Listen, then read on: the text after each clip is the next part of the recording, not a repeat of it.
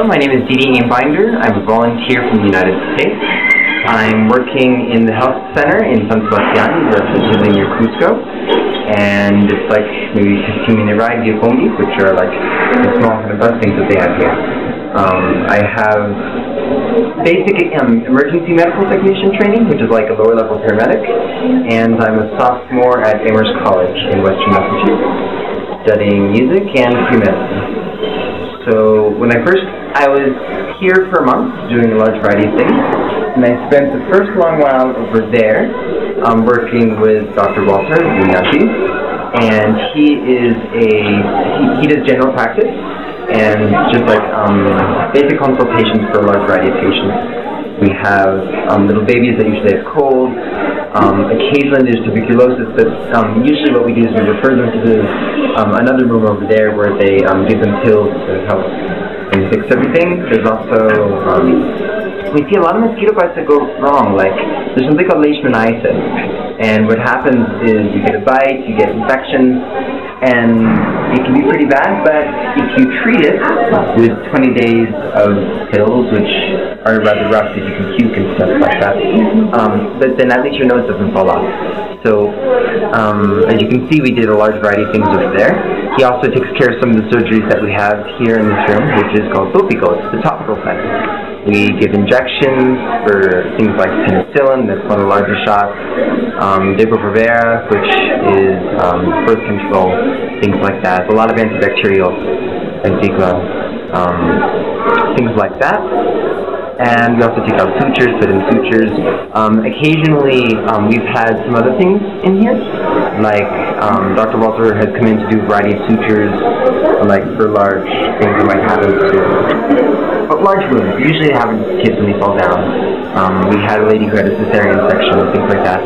Also, there's Dr. Mendivil, and he's the one who, he came in here twice. One was to remove a piece of wood that was about this big from a girl's foot, is inside it for 2 weeks, and the other one was to put on a cast.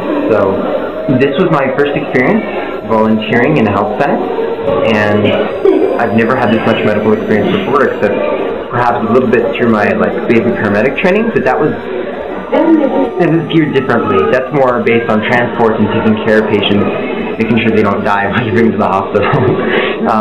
Just basic care and kind of emergency stuff. So this was much more well-rounded for me and a great experience for that. Let's see. For what I've been doing, for when I was in Topico, I was able to do just about, I did everything that the nurses did. So I've been folding gauze, I've been taking out sutures. We don't put in sutures too often because usually they're too big, and for them the doctors take care of that. But I have known one other volunteer who's done so. Besides that, yeah, so I took them out, I changed the gauze all the time, and give lots of injections, usually in the butt. In fact, always in the butt. I think that's basic. Oh, and then I guess when I was in the other room with Dr. VolSol, then I was doing lots of co-work, and then he was very nice, and he always would explain what would be going on with each patient once they were done, and it was very nice. The overall center, we have everywhere between about maybe 90 to maybe 120 patients a day, and more in the beginning of the week, less at the end. That's how it usually is. It's open from Monday to Saturday, but there's not as much going on at the end. It's a shorter day. Technically, we're open from 8 to 2, but usually the patients tend not to be coming around so often at the end. So then, I guess I've been here from 8 to 2 for a couple days, usually on Mondays, but usually it's 8 to 1 or 8 to 12. And it's optional to come on Saturday. I just love working, so I like to come in as much as I can. Just speaking of my volunteering experience, because basically you only volunteer in the morning, you have to do other stuff in the rest of the time. So at first I did more kind of touristy stuff, like I went on a 5-day Salcantay hike to Machu Picchu. That was great. And also went to Puno, which is the city right next to La Titicaca, did on boats and stuff. It's gorgeous with the sunset and stuff. Also went to Moray and Las Salineras, the salt mines. And what I realized towards the end of my trip is that I felt that the less I did touristy-wise, the more I enjoyed myself. So when I went to Las Salineras, I took the bus there, Turkish Republic bus, and spent 30 cents to go to the local town. And then after that, I spent about an hour and a half just winding down the road, going a little bit on the off-road, through the fields, and just talking to locals on the way over. And I had an absolutely great time over there. And they were very, very friendly. Gave me some corn, some drinks as I was going away. Very nice. How was your host family doing? My host family? Oh, they were great. They have a 4-year-old boy, an 8-year-old girl, and they're very, very cute. Although they were on vacation for most of the time because there was a little bit of fear because of H1N1, but I mean, it really hasn't been a problem. It's just a little security thing. But now they're off in school again, and it's nice to see everyone in their uniforms and stuff. The dad works in insurance, and the mom works in an education firm, something supplementary for primary and secondary school students. What I was about to say is that, well, I'm a music major. I play violin, I sing. So I visited the music school as well, and that was a very nice experience. Should I just talk about other stuff that people should expect? Do they work in a health center, or?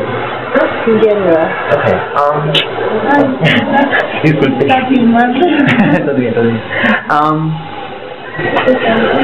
I'm here during the winter time, so it's very, very dusty, and it might be a little bit of surprise to people, but there's a lot that we can do cleanly with it.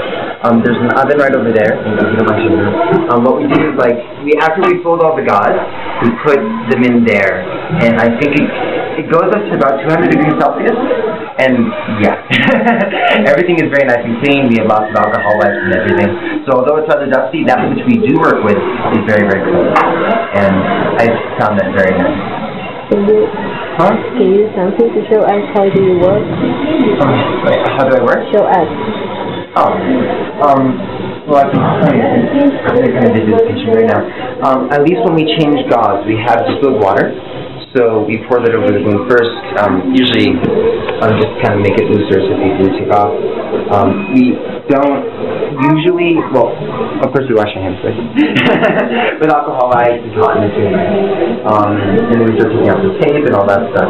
In case the water is not enough, then we also use a little bit of soap. After that, we wash a bunch of times. If the sutures need a little bit of folding, or if they need some extra cleaning, we can do that. We have alcohol with iodine in it, and also some sodium solutions, which we use to clean as well. Once those are on, we pour a little bit of that also in the gauze, we put that on, we tape it up, so nice and clean, they come back in 2 days. The shots, it varies. The penicillin shots won't go. Depending on how big the shot is and what we're giving to them, we might ask the patients to stay for 15 minutes and see if they have an allergic reaction or something like that. The nurses have been very, very good in teaching me how to give shots. So we go for the hip bone. My hand's a little bit larger than theirs. So usually for the nurses, they say that you're supposed to have your hand aesthetic, so it's 90 degrees. But for me, I usually shrink it a little bit. And that way we put in specific quadrants of the cheek, just to make sure that there's not any arteries and stuff in that. Just in case we do hit one, we aspirate, just to make sure that there's no blood. And if there's none, then we inject. If there is, we take it out, we try again. And then we do it, we start over, everything's clean, wipe the butt again with alcohol. So I've had a good experience. When I first chose volunteering solutions, it was because of the price. The price was one of the best I found. I'm from the U.S., and so I figured that going to Mexico would be cheaper, but I found that coming here was the cheapest that I could find. And I also asked, I called India actually through Skype. I thought that was the fastest way to contact them. And they said, well, I figured if I went to a smaller place, like here in San Sebastian, in a health center, that I'd probably be able to do more, and I feel like that was the truth. Perhaps we had fewer services to bounce around to, but I feel like I could have been more active this time. So I was very glad of my choice, and I was glad to say that they led me over to you. So, thank you, and I hope you enjoy.